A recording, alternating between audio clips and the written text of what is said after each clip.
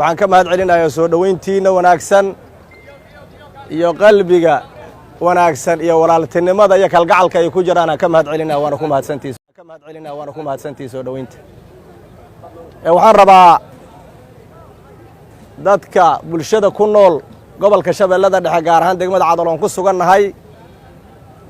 iyo degmooyinka kale oo ku jihaysan hadii ilaahay raalli ka noqdo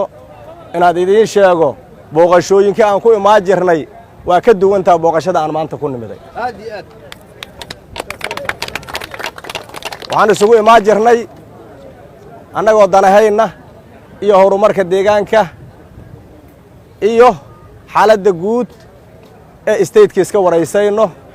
laakiin maanta way ka duwan tahay booqashadan u nimiday waa dib u xuraynta dalka guud ahaan gaar ahaan midda Hirshabeelle waxaan rabaa nimankan horumarka u diiday ummadda Soomaaliyeed ee argagixisada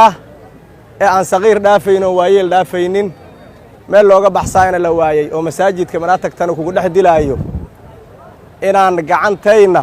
isaga xuraynaa la rabaa waxaad maraka tihiin gobollada dalka waa lagu dhiiraday gobollo badan oo dhib ku haayeena iska dulqaaday gacantooday ku ciil baxeen waxaa laga rabaa ummadda Hirshabeelle gaar ahaan gobolka Shabeellada Dhexe maanta joogno yar iyo waayeel in qoraga in la qaato dadkaan aan afkooda la aqaanin ee iyagoo hal qoro wata in ku yimaado raba inay xoolahaaga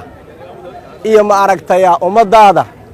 iyagoo socda in ku yimaad kugu dhibaateeyaan rabo wuxuu wata ma jiraan soo socdo ku imaahaya adoo qoragii ka rabaa adoo dharkii ka rabaa adoo dheefti ka rabaa dhibaato iyo gumaysiyoona ku keenay horumarkina waa ku diidan yahay inaad noolaato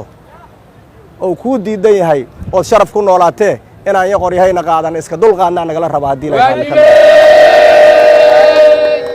guuleysta runtii aad aan ugu faraxsanahay abaabulka iyo sidaad u diyaarsan tihiin iyo sidaad u go'aansateen dadkiina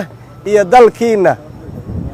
inaad ka dulqaadiin cadawga horumarka u diiday ee in sharaf lagu noolaado diiday sidaad u go'aansateen oo hubku soo qaadateen cid kasta degmadan timiday iyo cid kasta gobolka timidna waa maasantiin aan leenahay ballantaynuna waa shabaab oo iska dulqaadno ballantaynuna waa cadawga